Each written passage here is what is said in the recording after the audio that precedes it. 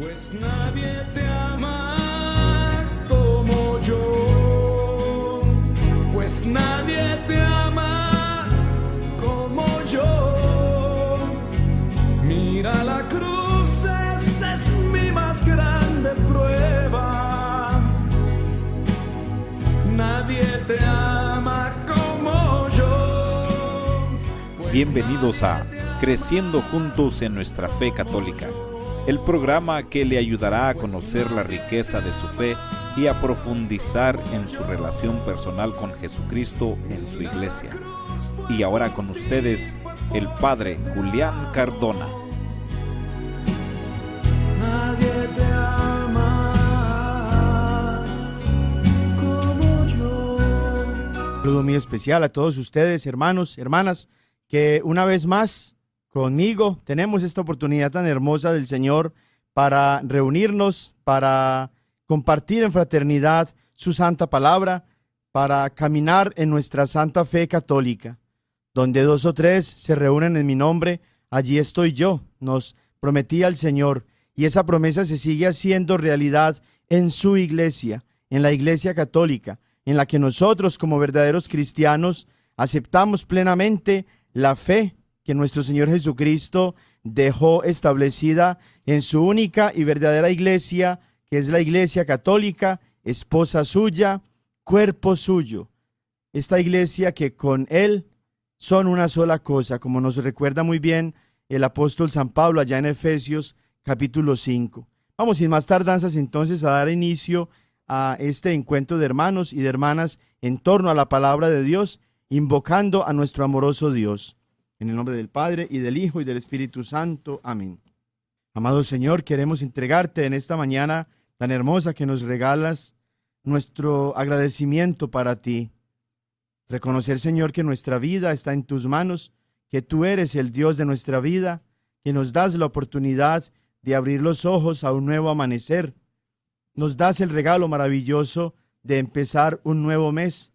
Estamos ya en este mes de octubre, Señor, que avanza rápidamente, pero siempre en tus manos, Señor.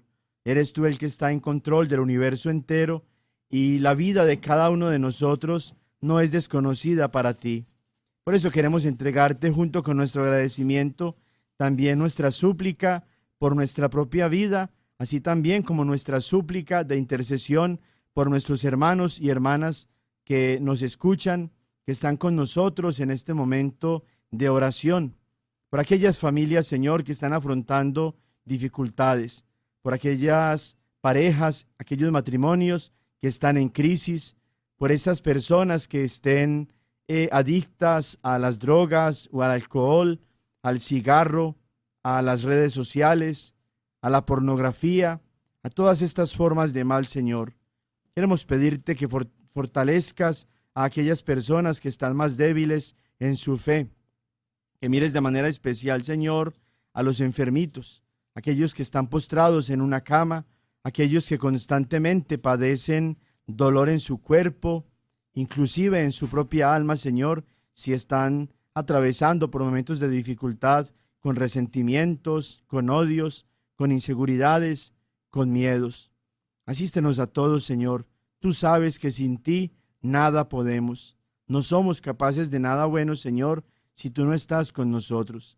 Llévanos con bien, Señor. Asístenos siempre, que tu gracia nos sostenga, que tu amor nos acoja siempre, y que en nuestra vida, a través de la fe que nos has dado, caminemos seguros por este valle de lágrimas, sabiendo que no estamos solos, sino que tú, Señor, nos llevas de la mano. Amén.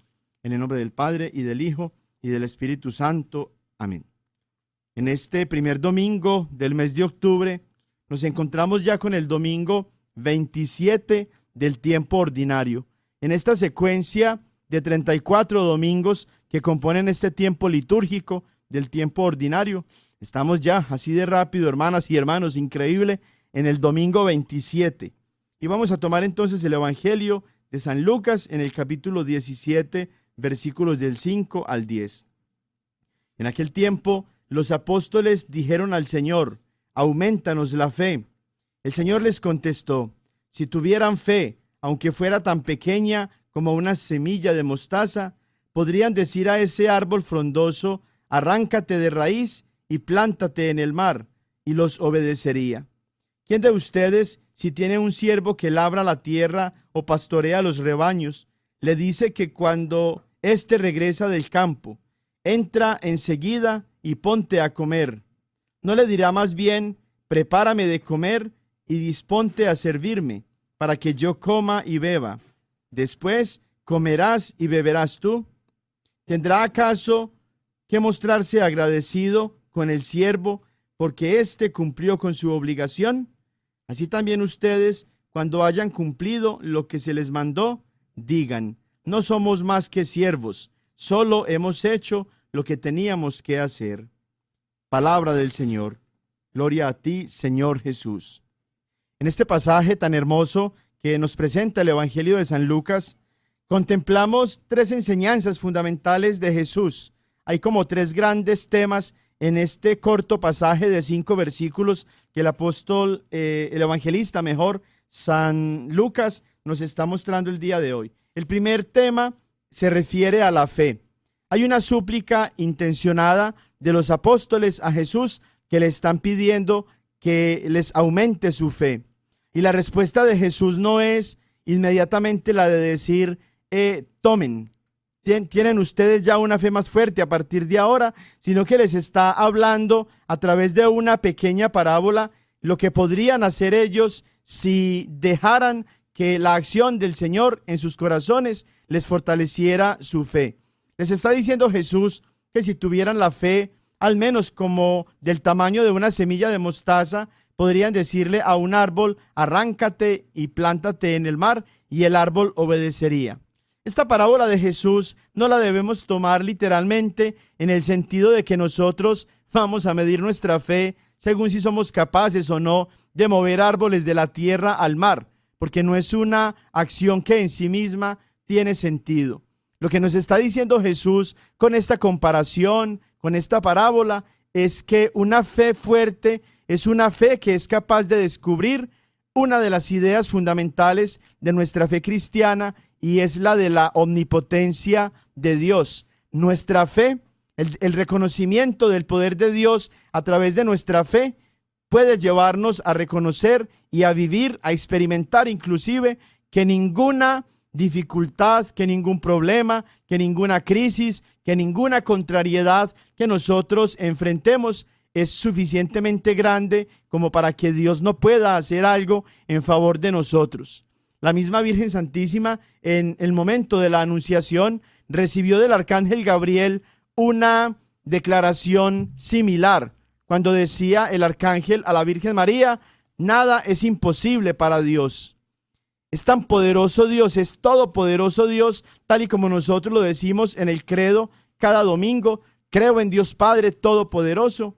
Es tan grande el poder de Dios que fue capaz inclusive de que una jovencita que era virgen, sin perder su virginidad, quedara embarazada, y sin perder también su virginidad, diera a luz al Salvador del mundo, a Cristo, al Mesías, al Hijo de Dios, al Dios con nosotros. Nada es imposible para Dios, y esta certeza nos llega si tenemos una fe fuerte. Por eso Jesús está invitando a sus apóstoles a que mediten en la importancia de una fe fortalecida. Pero qué interesante que Jesús no se las concede inmediatamente, porque no es así como se aumenta en nuestro corazón la fe. Es a través de nuestro encuentro con Dios, con su palabra, de su presencia real en la Eucaristía, es a través de nuestra oración, es a través de nuestro pasar tiempo con el Señor, es a través de convencernos a nosotros mismos de el poder y de la majestad, de la omnipotencia de Dios en nuestra vida y en el universo, como nosotros vamos viendo que nuestra fe va aumentando. Pero ojo, porque esta pequeña parábola de Jesús, que la encontramos hoy en el Evangelio de San Lucas como una manera de ilustrar la fe, la retoma el apóstol San Pablo, cuando en su primera carta a los Corintios, en el capítulo 13, versículo 2, prácticamente retoma esta misma parábola para demostrarnos que por más que la fe es así de importante y así de útil en nuestra vida, no es la virtud mayor, no es el carisma mayor, no es lo que nosotros deberíamos buscar más, sino que hay algo todavía superior a esta virtud de la fe. Miren cómo lo dice San Pablo allá en 1 Corintios capítulo 13, versículo 2. Ya podría yo poseer una fe capaz de trasladar montañas, pero si no tengo caridad, nada soy. San Pablo está tomando esta figura de la fe tan grande que es capaz de hacer cosas imposibles, pero nos está diciendo San Pablo que aun cuando nosotros tuviéramos una fe tan grande como para hacer eso, sin la caridad, no somos nada. Entonces la fe en sí misma, como nos dice el apóstol Santiago allá, que desarrolla esta idea en el capítulo 2 de su carta, una fe sin caridad, una fe sin obras, una fe sin que se haga concreta en una forma de vida que nos lleve a obedecer a Dios, en especial a través de la misericordia, de la compasión, de la caridad, del amor al prójimo, es una fe muerta, es una fe que puede ser muy grande, como dice San Pablo aquí en este pasaje de su carta a los Corintios, pero si no viene acompañada esa fe del amor, es una fe muerta. Por eso, la fe cristiana necesitamos tomarla en su conjunto, no solamente escogiendo las partecitas que nos conviene o que nos gusta o que nos interesa, sino la totalidad de la fe cristiana, tal y como Cristo la enseñó, tal y como la Iglesia Católica y exclusivamente la Iglesia Católica la ha predicado ya por espacio de 2000 años. Ese es el primer gran tema de este pasaje del Evangelio de San Lucas en el día de hoy. El segundo es una consecuencia directa del tema de la fe, y es el para qué nos sirve la fe. Jesús está diciéndonos que la fe nos lleva a nosotros al servicio, nos lleva a servir a los hermanos, nos lleva a estar en comunidad, nos lleva a estar dedicados a algo, nos lleva a esforzarnos y a extender a través de esa fe, de las acciones que alimentan esa fe, a extender el reino de Dios. Nos está diciendo Jesús a través de otra pequeña parábola la importancia de ser nosotros servidores, de estar dispuestos para servir a Dios a través del servicio a nuestros hermanos, del servicio a la comunidad. Pone allí entonces Jesús como tareas muy cotidianas de las personas que lo escuchaban en su momento y que para nosotros se convierten en una enseñanza también fundamental 2000 años después. Por más que no estemos tan familiarizados a estas acciones, a estas tareas de las que habla Jesús en esta segunda pequeña parábola en el día de hoy. Pero la enseñanza es la que nos interesa, y esa enseñanza es la que se refiere a la necesidad de que tú y yo estemos siempre disponibles para servirle al Señor a través del servicio a nuestros hermanos y a nuestras hermanas. Servimos no solamente cuando hacemos una tarea por alguien, servimos cuando nosotros compartimos nuestros bienes con los más necesitados, cuando no cerramos nuestros ojos a las necesidades de los demás, cuando compartimos nuestros conocimientos, nuestros talentos, cuando compartimos también nuestros valores, nuestros principios morales y cristianos con las otras personas que están en el error, cuando compartimos la verdad de Dios, que la vivimos plenamente en la Santa Iglesia Católica, cuando hablamos a Dios de las otras personas, cuando pedimos por ellas, pero también cuando le hablamos a las personas de Dios para invitarlas a que se acerquen a Él y que se acerquen a la Santa Iglesia. Tú y yo, hermano y hermana, estamos llamados a ser servidores. Estamos llamados a ser servidores. Y la tercera de las ideas, el tercer tema de este evangelio del día de hoy, es el que se refiere a la razón por la cual nosotros servimos. Servimos no porque queremos ser los mejores, no porque queremos que los demás nos reconozcan y nos tengan en buena fama y en buena reputación, no porque queremos que los demás hablen muy bien de nosotros y para estar como compitiendo con los demás. No, servimos porque somos solamente siervos. No somos más que siervos que hacemos lo que teníamos que hacer. La fe cristiana, hermanas y hermanos, se desarrolla en la obediencia. Por eso, junto con el tema de la fe, nosotros recordamos también a lo que nos compromete la fe. No se trata solamente de decir con nuestros labios que creemos en Dios y ya, porque hasta los demonios proclaman su fe de esa manera, como nos recuerda Santiago capítulo 2, versículo 19. No se trata solamente de decir que creemos en Dios, que sabemos que hay un solo Dios. No se trata solamente de decir que aceptamos al Señor como el Salvador, como el Dios de nuestra vida, sino que se trata también de obedecerlo, la obediencia. Y por eso recordamos con Lucas 6:46 la queja de Jesús cuando dice: ustedes, ¿por qué me llaman Señor, Señor, y no hacen lo que yo les digo? No me obedecen, no siguen mis mandatos. Somos siervos del Señor, somos trabajadores en la grey del Señor, somos obreros en la mies de nuestro Dios. De tal manera entonces que tenemos que obedecer. ¿Y qué tenemos que obedecer? Toda la palabra de Dios cuando nos invita a un tipo de vida que nos lleva a ser diferentes en el mundo, a hacer cosas diferentes en el mundo, a creer la totalidad de la palabra de Dios y no solamente pedacitos. Cuando nos dice Jesús, reciban el Espíritu Santo, a quienes ustedes perdonen los pecados les quedan perdonados y a quienes ustedes se los retengan les quedan sin perdonar. Cuando nos invita Jesús a través de este pasaje, por ejemplo, a confesar nuestros pecados con los sacerdotes en el sacramento de la confesión, lo tenemos que hacer. Cuando nos dice el Señor, ámense unos a los otros como yo los he amado, lo tenemos que hacer. Cuando nos dice el Señor, tomen y coman, que esto es mi cuerpo, tomen y beban, que esta es mi sangre, lo tenemos que hacer. Cuando nos dice Jesús que hay que tomar el evangelio y tomar el mensaje del reino como los niños, de tal manera que nosotros crezcamos cada vez más en la humildad, también lo tenemos que hacer.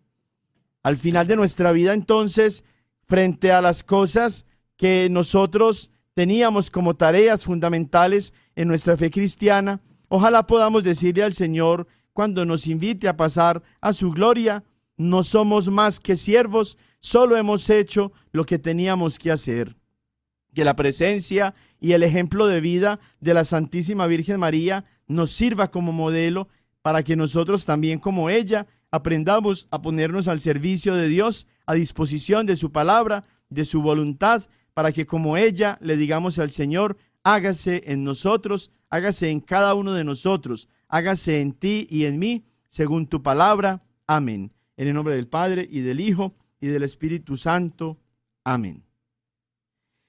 Comenzábamos, hermanas y hermanos, el quinto tema de esta serie de catequesis que están orientadas a responder desde las Sagradas Escrituras a cada una de las ideas protestantes que desde Martín Lutero en adelante han venido confundiendo la mente y el corazón de muchos hermanos y hermanas en todas estas sectas protestantes en las que se creen cristianos, pero lamentablemente no lo son, porque no se puede ser cristiano si no es estando en la iglesia de Cristo. Retomábamos entonces el tema ya de la última de estas ideas protestantes, que es la de que solamente a Dios se le debe dar la gloria. Y ya mirábamos entonces la semana pasada, después de hacer un pequeño repaso de cada una de las 4 anteriores ideas protestantes de la Reforma Protestante, entrábamos entonces a introducir, podríamos decir, esta quinta idea, la de que solamente a Dios se le debe dar la gloria. Y hablábamos desde ya acerca de la falsedad de esta enseñanza protestante, que la comenzábamos analizando un poquito desde la cotidianidad y desde la experiencia humana, podríamos decir, cuando decíamos que un papá, una mamá, no se van a sentir celosos, enojados, irritados, indignados cuando la gente habla bien de sus hijitos, sino que por lo contrario se van a sentir satisfechos, podríamos decir, se van a sentir inclusive orgullosos de esos hijitos que han criado y que son tan buenos y se portan tan bien que se ganan inclusive los elogios y las alabanzas de las otras personas. Y es en estos hijitos donde se van a sentir mucho más orgullosos este papá y esta mamá del ejemplo que poníamos, que de ninguna manera se van a sentir envidiosos o celosos o indignados porque de sus hijitos se está hablando bien. De la misma manera decíamos entonces que cuando nosotros, los cristianos católicos, los cristianos de a de veras, podríamos decir, glorificamos a la Santísima Virgen María o a los santos que ya están en el cielo gozando de la gloria, es decir, siendo glorificados con Dios, lo hacemos porque Dios no se va a poner celoso ni va a envidiar los elogios y las alabanzas con las que nosotros reconocemos la santidad de estas personas que vivieron muy bien su vida cristiana y que ahora están en el cielo. Por eso estamos seguros, porque la Biblia nos lo enseña y porque 2000 años de vivir nuestra fe cristiana católica nos da la profunda convicción de que Dios no se enoja, ni se indigna, ni se irrita cuando nosotros glorificamos a la Virgen María y cuando compartimos también esa misma gloria con los santos y aún con los ángeles. Y en el caso de la Santísima Virgen María, ella merece ser alabada y glorificada por su santidad, de una manera especial por ser la madre del Señor, como la reconoce su prima Santa Isabel, llena del Espíritu Santo. Es decir, es el Espíritu Santo mismo quien a través de Santa Isabel está glorificando, alabando, reconociendo la grandeza de María, que fue escogida desde toda la eternidad como aquella mujer en la cual, en cuyo vientre se iba a formar nuestro Señor. Y es por eso ella la madre de nuestro Señor. Y en relación con los santos en general, podemos reconocer, podemos afirmar, podemos estar totalmente convencidos de que el Señor es alabado y glorificado en sus santos. Es decir, no estamos menospreciando, ni estamos rechazando, ni estamos comparando la gloria y la santidad de Dios con la santidad y la gloria de estos hermanos y hermanas que han sido ya glorificados por Dios mismo y que por esa razón nosotros como cristianos católicos estamos en lo correcto a la hora de exaltar las virtudes, la santidad, la disposición de vida de la Virgen María y de los otros santos que en esta vida vivieron plenamente según el querer y la voluntad de Dios y ya por lo tanto están glorificados en el cielo.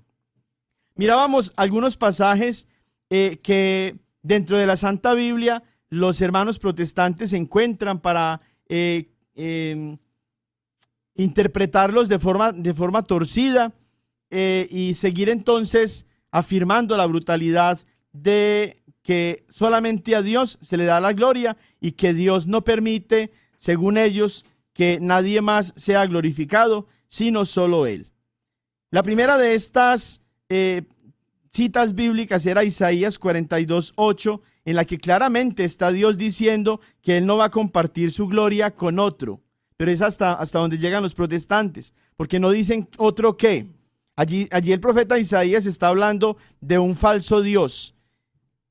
Yahvé, o como dirían ellos, Jehová, no va a compartir su gloria con un falso Dios, con un ídolo. Y por eso habla entonces allí de la imposibilidad de que nosotros adoremos a Dios y adoremos a la vez falsos dioses, ídolos. Pero los protestantes malinterpretan entonces ese pasaje para ya pensar que es que ningún ser de la creación, en ese caso pues ni siquiera los santos y de manera especial la Santísima Virgen María puede ser glorificado. Pero eso es falso. Romanos 11:36 también lo tomábamos como uno de los pasajes que ellos tuercen para su propia perdición, a la hora de afirmar que es solamente la gloria para Dios. Enseñanza esta que no aparece en Romanos 11:36. Así también Juan 16 del 13 al 14, que nos muestra entonces la presencia del Espíritu Santo, y que allí entonces lo toman ellos como una manera de afirmar que la gloria solo es para Dios, pero ese pasaje tampoco habla de que la gloria sea solamente para Dios. Y finalmente Judas, versículos del 24 al 25, en donde se nos habla también de la gloria que es de Dios, pero no se nos está diciendo que es exclusivamente de Dios. Entonces, ya con estos pasajes que los protestantes te van a utilizar, que van a torcer para enseñar su doctrina diabólica de que solamente para Dios es la gloria, vamos ahorita entonces a centrarnos ya en la respuesta cristiana, católica, que desde la Santa Iglesia de Jesús, esposa de Cristo, cuerpo de Cristo, nosotros encontramos en las Sagradas Escrituras. Pero necesitamos decir primero lo siguiente: ¿por qué los protestantes enseñan tantas barbaridades? ¿Por qué hay tantas herejías? ¿Por qué hay tantas mentiras, engaños, falsedades, verdades a medias, verdades acomodadas, amañadas a la propia voluntad de cada pastor? Es porque el gran problema de los protestantes en todas estas sectas es que, como siempre interpretan las Sagradas Escrituras de manera personal y privada, se confunden.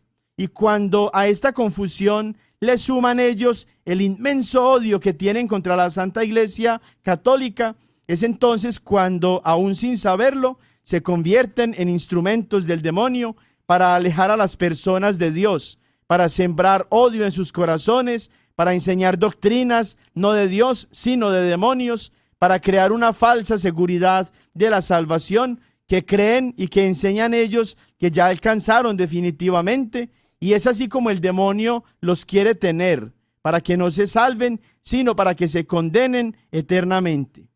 Por tanto, hermanas y hermanos, conviene una vez más recordar que la Santa Biblia prohíbe terminantemente que interpretemos la palabra de Dios de forma personal o privada, como lo hacen los pastores protestantes. ¿Cómo lo enseña la Biblia? Una vez más vamos a retomar estas dos citas bíblicas de las cartas de San Pedro, que nos muestran la prohibición estricta y radical que la misma Biblia tiene de que nosotros interpretemos la Biblia como nos dé la gana, como lo hacen los pastores protestantes. Vamos a tomar, por ejemplo, segunda carta de San Pedro, capítulo 1, desde el capítulo 1, versículo 20, hasta el capítulo 2, versículo 3. Este pasaje ya lo hemos dado en varias ocasiones, pero tratándose de este nuevo tema en el que nos estamos adentrando desde la semana pasada, es muy importante que lo recordemos y ojalá nos lo aprendiéramos hasta de memoria. Pero ante todo, tengan presente que ninguna profecía de la Escritura puede interpretarse por cuenta propia, porque nunca profecía alguna ha sido dada por voluntad humana, sino que hombres movidos por el Espíritu Santo han hablado de parte de Dios. Hubo también en el pueblo judío, ¿no?, falsos profetas, como habrá entre ustedes, es decir, en la iglesia, como habrá entre ustedes falsos maestros que introducirán herejías perniciosas, es decir, dañinas, y que negando al dueño que los adquirió, atraerán sobre sí una rápida destrucción. Miren que la advertencia de San Pedro aquí no se refiere a la salvación que ellos ya alcanzaron, gloria a Jehová, aleluya, sino lo contrario. Esas herejías, esas enseñanzas dañinas, perniciosas, atraerán sobre todos ellos una rápida destrucción. Muchos seguirán su libertinaje, y por causa de ellos el camino de la verdad será difamado. ¿Cuál es ese camino de la verdad? Es la misma iglesia que es columna y fundamento de la verdad, como lo encontramos allá en primera carta de San Pablo a Timoteo, capítulo 3, versículo 14 y 15. Traficarán con ustedes por codicia, el amor al dinero, que es una forma de idolatría, como nos recuerda San Pablo allá en su carta a los Colosenses, capítulo 3, versículo 5. También en Efesios, capítulo 5, versículo 5. Con palabras artificiosas. Desde hace tiempo, ojo a esto, desde hace tiempo su condenación no está ociosa, ni su perdición dormida. Ellos piensan que ya están salvados por profesar con sus labios la fe en Jesús y por aceptarlo supuestamente en su corazón. Gloria a Jehová, aleluya. Pero nos dice San Pedro que por tomar los pasajes de la Escritura y por interpretarlos de forma propia, en lugar de una salvación como ellos la declaran, ya tienen desde hace tiempo su condenación asegurada y su perdición a la espera de que ellos mueran para que se condenen eternamente. Y así también encontramos en segunda carta, en esa misma carta de San Pedro, ya en el capítulo 3, versículos del 15 al 17. La paciencia de nuestro Señor, júzguenla como salvación, como se los escribió también Pablo, nuestro querido hermano, según la sabiduría que le fue otorgada. Lo escribe también en todas las cartas cuando habla en ellas de esto. Y ojo a esto, aunque hay en ellas cosas difíciles de entender, que los ignorantes y los débiles interpretan torcidamente. ¿Cuál es el problema de todos los pastores protestantes desde Martín Lutero hasta nuestros días? Que todos ellos interpretan torcidamente la palabra de Dios. Y dice a continuación San Pedro que lo hacen, así como ya lo escuchábamos en el otro pasaje, para su propia perdición. No es para su salvación. No están salvados en realidad los seguidores de todos estos pastores protestantes mentirosos, hijos de Satanás, que es el padre de toda mentira, sino que están en riesgo de perdición eterna porque toman la Sagrada Escritura y la ponen a decir cosas que el Espíritu Santo nunca inspiró. Por eso, esta interpretación torcida de las Sagradas Escrituras no es para su propia salvación, sino, como dice San Pedro, para su propia perdición.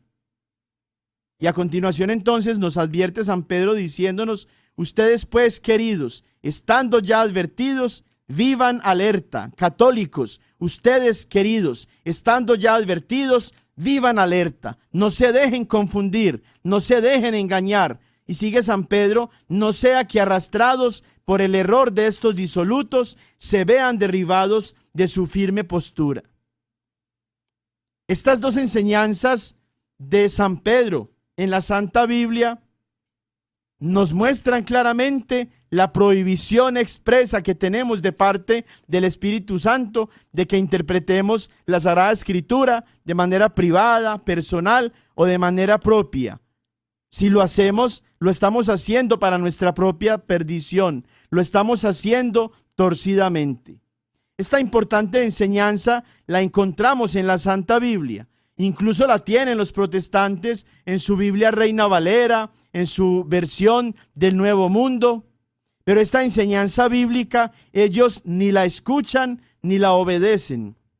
Por el contrario, en lugar de obedecer lo que la palabra de Dios nos ordena, ellos construyen sus changarritos y sus enseñanzas totalmente alejados de lo que la Biblia nos dice, justificados con la falsa idea de que el Espíritu Santo les habla directamente y que por eso ellos pueden interpretar la Santa Biblia. Si esto fuera cierto, hermanas y hermanos, cada una de las al menos 70,000 sectas que existen enseñarían la misma verdad y todos los pastores protestantes tendrían la misma doctrina. Y en la realidad vemos que esto no es así. De todos los pastores protestantes que se autoproclaman pastores y fundan sus propios changarros, cada uno de ellos enseña su propia doctrina, su propia forma de interpretar la Santa Biblia, e incluso salen de una secta para salir a fundar otra con enseñanzas totalmente diferentes.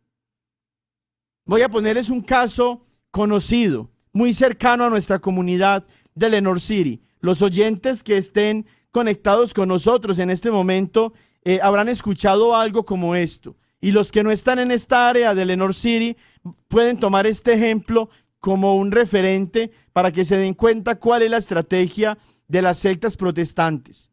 Aquí en Lenore City hay una secta pentecostal que se llama Nueva Jerusalén y está dirigida por un pastor que se llama Jaime. Había un grupo de colaboradores del pastor Jaime en esta iglesia pentecostal, en esta secta pentecostal Nueva Jerusalén, y por temas relacionados al dinero hubo una discrepancia, una dificultad, una rivalidad entre este pastor Jaime y las otras personas que le colaboraban. De allí surgió entonces la iniciativa de uno de sus colaboradores, que se llama William, de salir entonces de la iglesia, de la secta Nueva Jerusalén, y dirigirse entonces él al pueblito que tenemos al lado, a Loudoun. Y allí entonces él estableció su propia iglesia. Estaba trabajando William con Jaime en la secta pentecostal Nueva Jerusalén, y cuando se enojaron por razones relacionadas al dinero, William entonces se alejó de esta secta, se fue para Loudoun y montó su propia secta, su propio changarrito, al que le puso como nombre Monte de Santidad. Y proclama, esto pasó más o menos hace unos 2 años, y proclama William que su iglesia es la iglesia de Cristo y que Cristo fundó su iglesia, cuando en realidad él la fundó hace 2 años más o menos, ni 2 años todavía yo creo, después de que se peleó con su antiguo pastor Jaime González. Esa es la estrategia de los protestantes. Cada uno de ellos siente entonces que el Espíritu Santo le habla y que ya están listos entonces para fundar su propio changarro. Se van y lo fundan, se convierten en mercaderes de la fe, trafican con la fe y con la buena voluntad de las personas y empiezan a proclamar mentiras, afirmando que su iglesia viene desde Cristo, que Cristo fundó su iglesia, lo cual es totalmente falso. ¿Por qué digo yo, hermanas y hermanos, que los protestantes, sobre todo los pastores protestantes, son hijos de Satanás? No me malinterpreten y no piensen que es que yo estoy lleno de odio contra ellos y que los ataco y los insulto con afirmaciones como esta. Si lo digo es porque tengo razones bíblicas. Juan capítulo 8, versículo 44, nos está diciendo que Satanás es el padre de toda mentira. Jesús está señalando al demonio como el padre de toda mentira. Y estos pastores protestantes a lo que se dedican es a eso, a decir mentiras. Ellos no tienen ninguna clase de reparo a la hora de afirmar cosas que saben ellos mismos que son falsas, cosas como esta, que la iglesia Monte de Santidad la fundó Cristo, cuando en realidad fue el pastor William Muñoz el que la fundó, y ellos no tienen ningún reparo en afirmar barbaridades y mentiras como esta. Si Satanás es el padre de toda mentira, y si William Muñoz, Jaime González y todos los otros pastores protestantes están diciendo mentiras, no son hijos de Dios, están actuando como hijos de Satanás. Por eso, hermanos y hermanas, inclusive los católicos, de los que sé que algunos como que se enojan o se irritan porque escuchan que yo los llamo de esta manera, no me tomen a mal, y no lo hago con odio, lo hago al contrario, con amor, porque por denunciar es que estoy tratando de buscar que estos hermanitos no se condenen, que se salven, que no se vayan al infierno, porque aquí en vida estuvieron adorando el dinero, el dios dólar, porque siguieron en su, entre comillas, vida cristiana, no lo que Dios mandaba, sino lo que les convenía a ellos para recoger más dinero, porque la idolatría, la codicia, perdón, es una forma de idolatría, como ya decíamos, lo encontramos en Efesios 5:5 y también en Colosenses 3:5. Yo no odio a ningún pastor protestante, yo no odio a ningún hermanito protestante, yo los amo y yo quiero que se salven, yo quiero que ellos también lleguen al cielo conmigo, con todos nosotros como cristianos, porque esa es nuestra meta. Yo no odio al pastor William Muñoz, yo no odio al pastor Jaime González, al contrario, Oro por ellos todos los días. Ofrezco mis penitencias por ellos para que también ellos se conviertan y se salven. No me tomen a mal entonces, hermanas y hermanos, cuando escuchan que yo los llamo hijos de Satanás, como si los estuviera insultando, porque en realidad no lo hago. Desde la palabra de Dios misma tengo el fundamento para decir que si no están diciendo la verdad, están diciendo mentiras. Y si están diciendo mentiras, no son hijos de Dios, son hijos del padre de toda mentira, que es Satanás. Por eso, hermanas y hermanos, en medio de toda esta confusión y en medio de todas estas contradicciones, no pueden ellos afirmar que sea el Espíritu Santo mismo el que les habla a cada uno, porque el Espíritu Santo es el Espíritu de la verdad plena, tal y como nos lo dice Jesús en Juan 16:13. Y por tanto, el Espíritu Santo no puede contradecirse, no puede engañarnos, no puede enseñar una verdad diferente a todos estos pastores protestantes. No puede el Espíritu Santo enseñar verdades a medias y menos errores y falsedades. Solo hay una verdad, es Cristo, y esa verdad ha sido puesta en una sola iglesia, que es columna y fundamento de la verdad, y esa iglesia es la que verdaderamente viene desde Cristo. No está esta verdad de Dios, no está Cristo, que es la verdad, en las sectas protestantes. No está el Espíritu Santo, que es el Espíritu de la verdad plena, en las sectas protestantes. Solamente está en la Iglesia Católica, que es la única que viene desde Cristo, que es la única que es esposa de Cristo, que es la única que es el cuerpo de Cristo.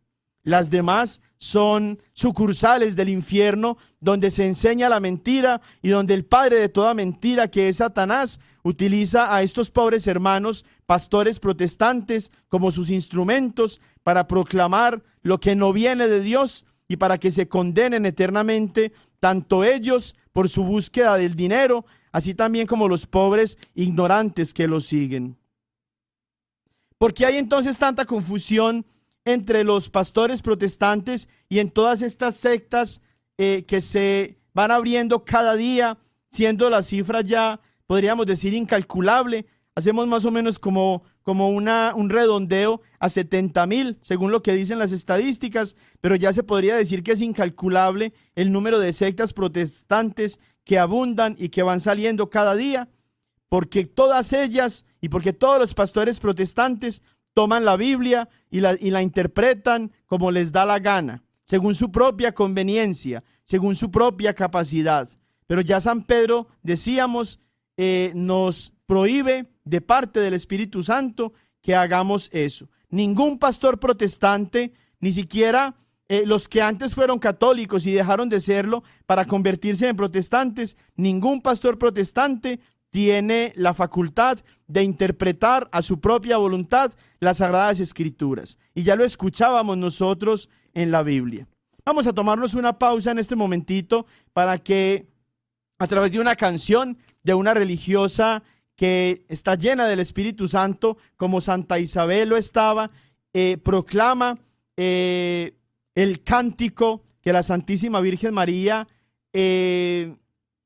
declaró, el cántico que la Santísima Virgen María proclamó, llena de gozo, y con lo cual las mismas Sagradas Escrituras nos indican que la Santísima Virgen María es glorificada por el mismo Dios, y por tanto la Iglesia también lo hace. Proclama mi alma la grandeza del Señor. Se alegra mi espíritu en Dios mi Salvador, porque ha mirado la humillación de su sierva, porque ha mirado mi pequeñez. Las generaciones me felicitarán, porque el poderoso ha hecho obras grandes por mí. Su nombre es santo y su misericordia llega a sus fieles de generación en generación. Proclama mi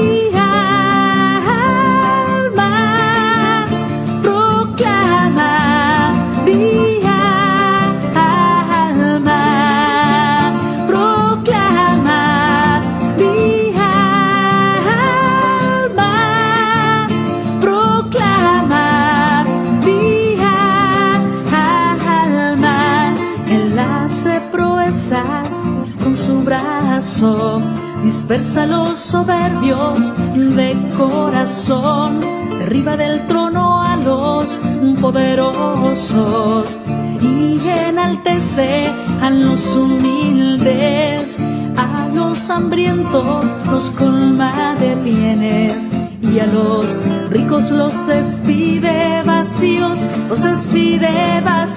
proclama mi alma,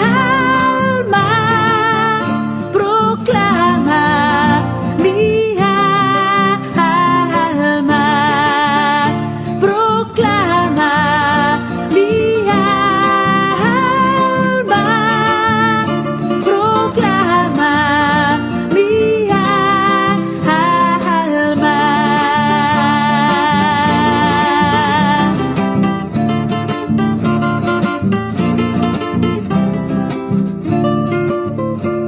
Auxilia a Israel, su siervo, acordándose de su misericordia, como lo había prometido a nuestros padres, en favor de Abraham y su descendencia por siempre. Proclama mi alma, proclama mi alma, proclama mi alma, proclama mi alma.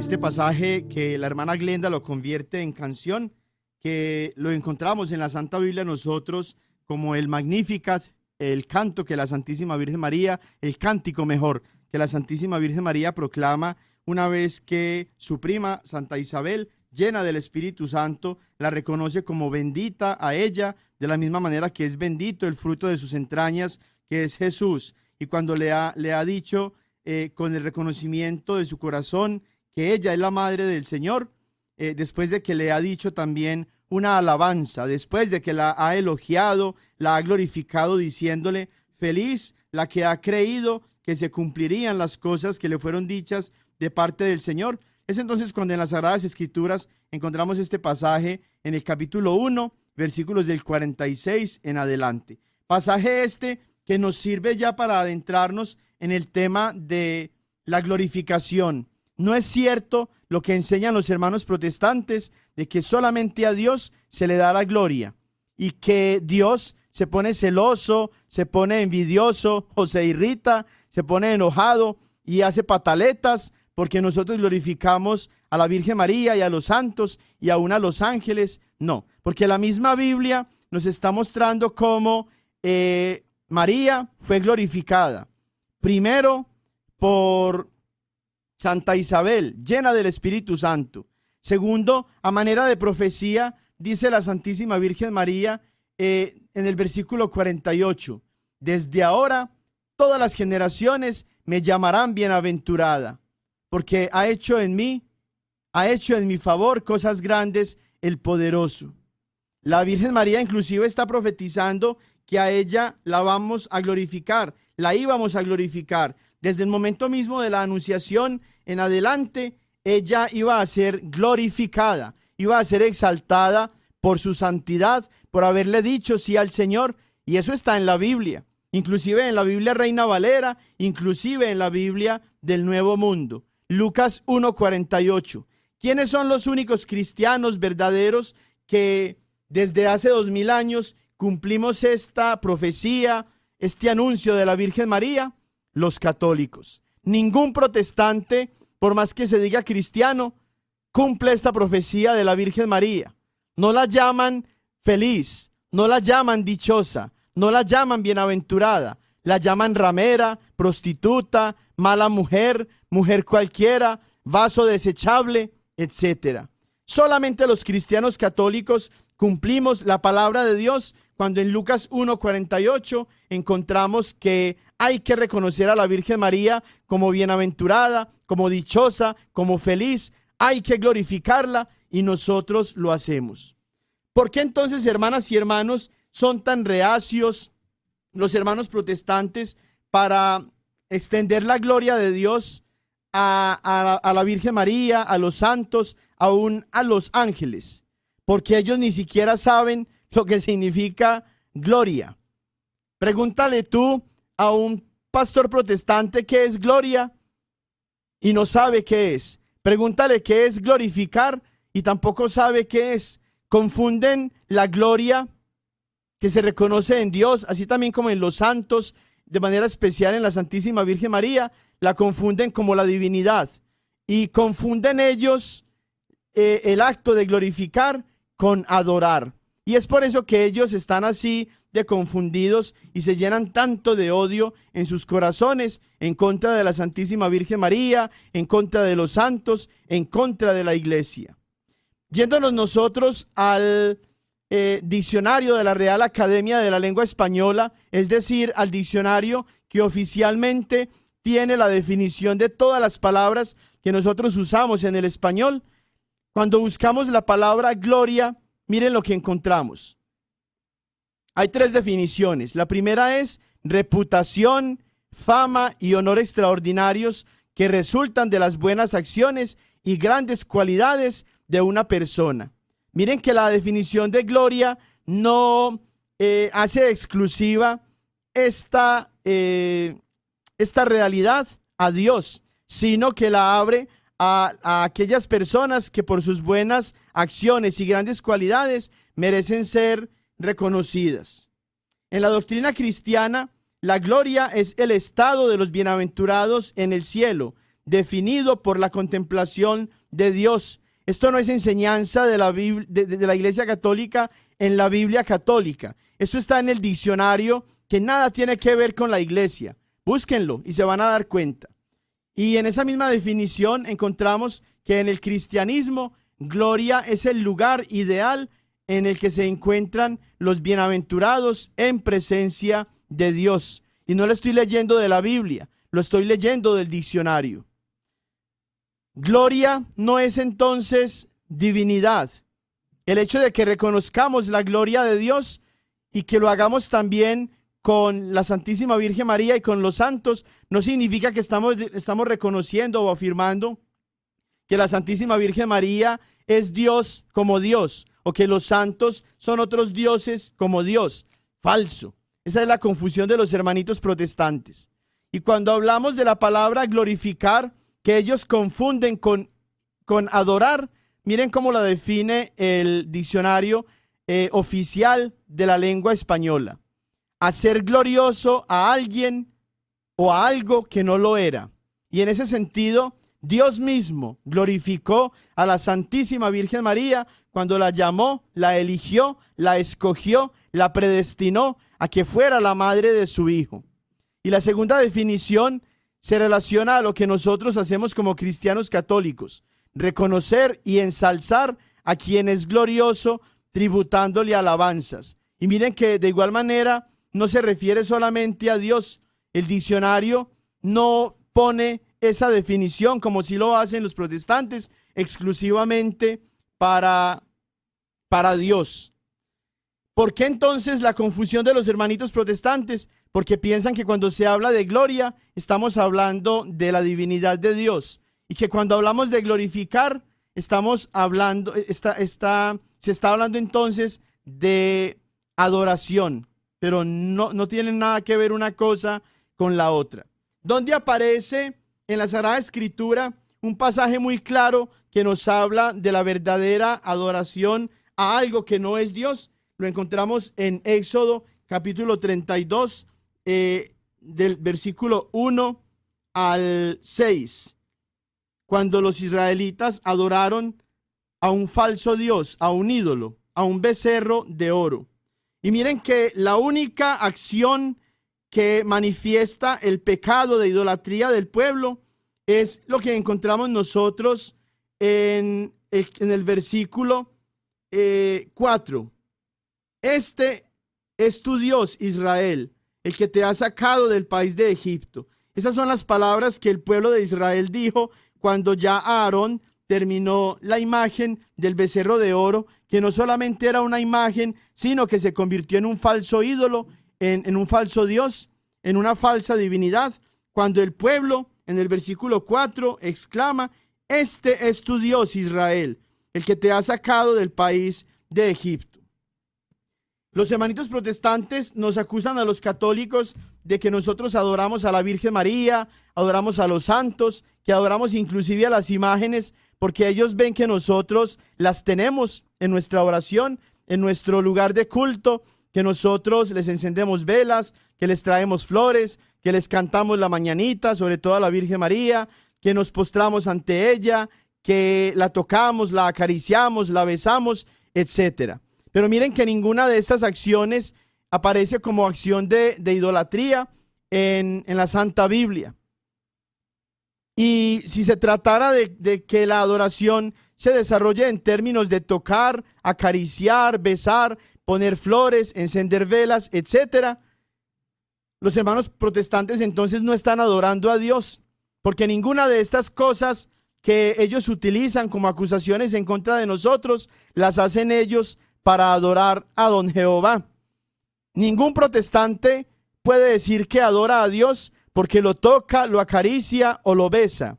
Ningún protestante lleva flores o velas al culto, a no ser las flores para una muchacha que esté pretendiendo allá en el culto, o para la esposa del pastor, pero no para Dios. Luego, si ellos no hacen ninguna de esas cosas de las que afirman que son acciones propias de la adoración, ¿por qué piensan que nosotros los católicos al hacerlas sí estamos adorando las imágenes? Porque son hijos del padre de toda mentira, que es Satanás. ¿Por qué los pastores protestantes sí se dan el derecho de abrazar, acariciar, besar y tocar a sus esposas, a sus amantes, a sus hijos? ¿Será que por eso las están adorando? Claro que no, porque es que tocar, besar, acariciar no es una acción relacionada con la adoración. El reconocer entonces la santidad de la Santísima Virgen María, el mostrar respeto y veneración a las imágenes y demás objetos religiosos, sagrados, no es adoración. Esa es una mentira propia de los protestantes, que le creen más al demonio cuando les habla en sus corazones que a la palabra de Dios. De lo contrario, entonces, serían también idólatras los protestantes cuando el día de la madre le llevan flores a su mamá o a la tumba, si es que lo hacen, o cuando encienden una lámpara porque no pagaron el recibo de energía y les cortaron la electricidad. Pero no es cierto que nosotros los cristianos católicos adoremos a la Santísima Virgen María, o que tengamos ese trato especial hacia las imágenes porque las estamos adorando. Vamos a hacer una pausa aquí en este tema, y quiero simplemente de forma muy rápida invitarlos a un retiro eucarístico que vamos a tener en la iglesia de Santo Tomás entre octubre 26 y 27. La próxima semana, si Dios quiere, les voy a dar más detalles. Por lo pronto, pónganlo en su agenda. Quiero invitarlos a que en este mes del Rosario, que es octubre, recen el Rosario en familia, ojalá todos los días. Familia que reza unida, permanece unida. Muchas gracias por su atención y por su tiempo el día de hoy. Y que la bendición de Dios Todopoderoso, Padre, Hijo y Espíritu Santo, descienda sobre ustedes y los acompañe siempre. ¡Feliz semana! Ven con nosotros al caminar, Santa María, ven. La diócesis de Knoxville y la parroquia de Santo Tomás Apóstol de Lenoir City les agradecemos por habernos acompañado en Creciendo Juntos en Nuestra Fe Católica, y los invitamos a que nos escuchen la próxima semana por esta misma estación y a la misma hora, para profundizar en lo que significa ser un católico conocedor de su fe. Hasta pronto y que Dios los bendiga.